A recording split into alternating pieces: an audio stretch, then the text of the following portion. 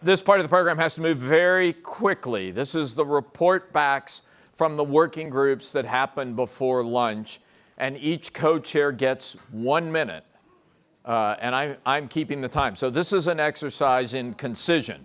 Can you take all that conversation that happened for an hour and a half this morning and boil it down to the most important point? And we're going to start with the report back from the group on employee engagement with John Haley and Patrick Quinlan. John, you going first?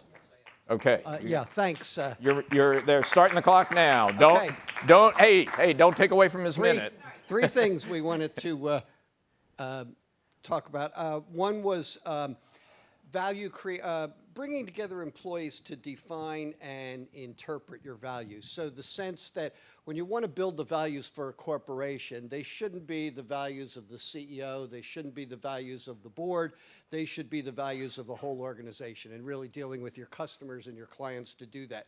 And a key part of that was we said, look, it really goes to, it's not just values creation, it's values co-creation, following on the theme that Lindsay had this morning about you have these 5 different generations there working at once. You need to get them all involved. And part of the discussion was that you can write down values, but sometimes the words mean different things to different generations too. And so you have to work on interpreting them among all the different groups. Living the values, and this really gets to the issue of building better managers. And we talked about the fact that the values of a corporation aren't what you have written down on some piece of paper somewhere. The values of the corporation are the way you comport yourselves every day, what your employees feel, what your customers feel, how you do it, and it really gets to what you reward.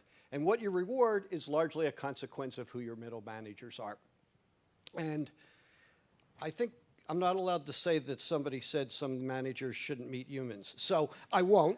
But we need to all work on holding them accountable, for talent development, which is an important part of it.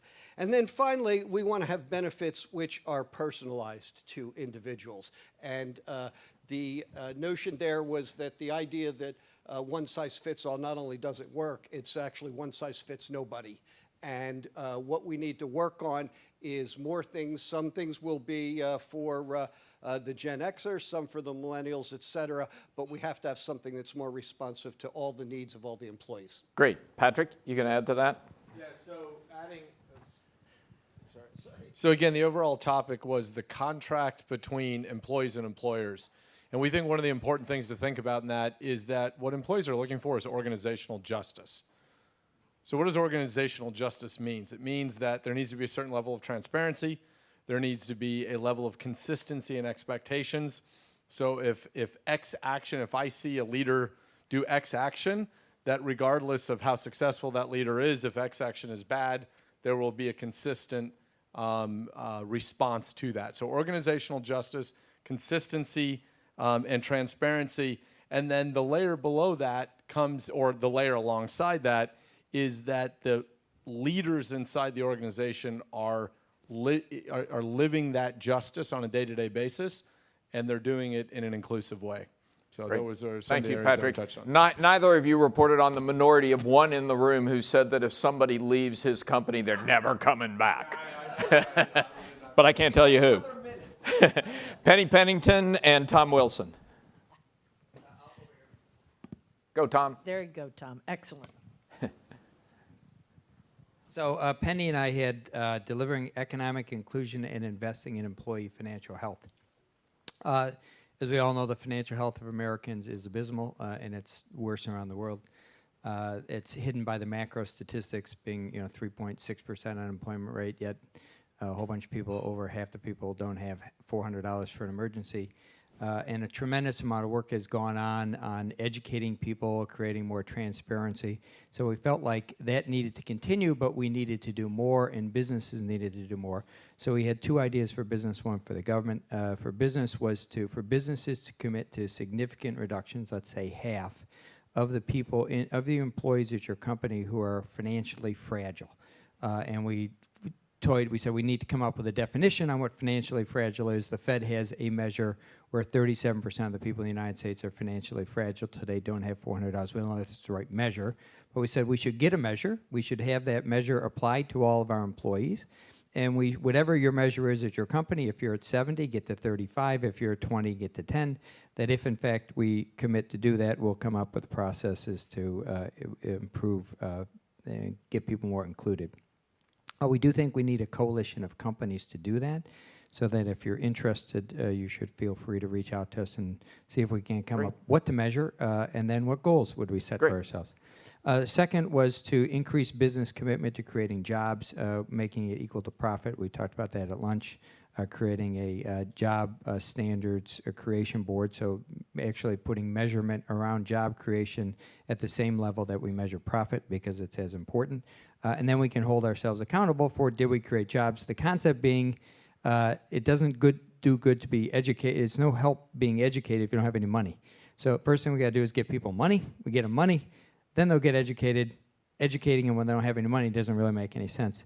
The third thing is government tax policy perhaps to be changed so that we could give employees tax-free money to pay off their student loans or their save for retirement, just like we give them tax-free money for their medical benefits today. Good. And Penny ran out on us? Penny delegated this to me. You delegated it all to Tom? Smartly. You happy with his report? I'd be happy to give her the mic. Did he represent you? She's got a mic, all right. He represented us really well. The only thing that I would add about the job creation is creating good jobs. And so the idea of what is a good job, there are standards. Jen was talking about certain standards that are in the marketplace around what a good job is, and holding ourselves accountable to creating more of those. Great. Thank you, Penny. Technology for good. We got 3 co-chairs on this one, so that means you each get, I don't know, somebody divide 2 minutes by 3. Yeah, go ahead, Tiger. So I'll start it off. Great team. First, start with values. Every company has values. Use those as your North Star.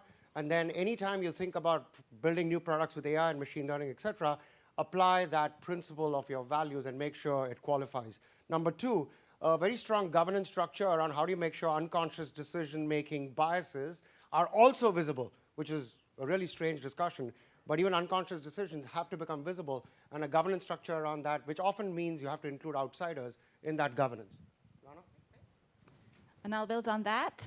We spent a lot of time talking about how do we mitigate and reduce bias in our AI systems and algorithms. That starts with the data, the diversity of the data, all throughout the framework for machine learning, which includes training the models, validation, and deployment. The second topic we spent a lot of time discussing was about diversity and inclusion. Very important to, we solve for the problems we know, so it's really critical that we have different diverse voices around the table as we build and deploy these AI systems. Not just age diversity or ethnic diversity or gender diversity, but also cognitive diversity, people with different backgrounds, even the history majors in the room. We had a big debate around that. Good. Thank you. Simon. So related to the skills of the people doing the work, universities right now are producing a lot of graduates who have great skills in writing Python and understanding the maths behind AI. That in itself, if everyone is trained in the same way, is going to lead to everybody producing the same answer. We talked a lot about ethics, and so a conclusion was that we should kind of work on universities to make sure they're producing graduates who have that as part of their training before they go into this field, given it's going to apply to so many different industries and affect so many different people. The other thing we talked about was regulation. Tech industry hates regulation, has a view that the government are a bunch of idiots. Nevertheless, despite if you think that, regulation is probably coming your way if you work anywhere in the field of AI. And so we believe it's incumbent on industry to start working with the people in power who are going to define that regulation to make sure they do it in the right way. Great. Thank you. And finally, workforce development, Margaret Keane, Sarah Franklin. Great. So we had an overarching theme that we just need to think bigger. I think all of us felt we're all doing things in pockets, but we need to just really think big, work towards achieving scale, and really push the old system off the cliff. That was kind of the overarching theme.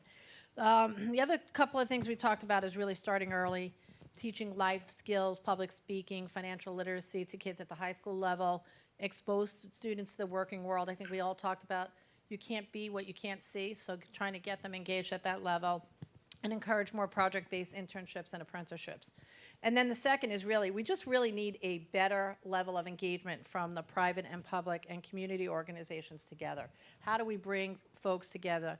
Give the private sector a greater chance to shape the curriculum around job skills. I think there was a lot of discussion that there's stuff we can do to help, whether it's a community college or other programs where we can say these are the kind of skills we're looking for. It has to be a living thing, so it can't be static. And then let employees shape the curriculum as it evolves. Expand the role of the community organizations, serving as mentors and reaching particularly lower income opportunity youth. So. Great, those two things. Margaret, it takes us back to where we started the day this morning with Raghuram Rajan and the importance of community and business and community working together. Sarah. Yes, and two more things to add on to first reinvent credentials. So really create pathways into the workforce that aren't necessarily just a 4-year degree, and also to not screen only for the 4-year degrees when you're hiring. And for companies to collaborate to make sure that our credentials are industry recognized and validated. And also when we're rewarding the credentials, to ensure that it's not just academic performance, but also like on-the-job type of performance that can lead to the achievement. And then the second thing is having the courage to land our brands. Recognize that people can be credentialed in delivering your technology or product that don't necessarily work at your company. So that can give that to other people. So those are the two other additions to the Sarah, to the thank topic. you. Good insights out of all of those discussions today. I hope you're all getting something from that.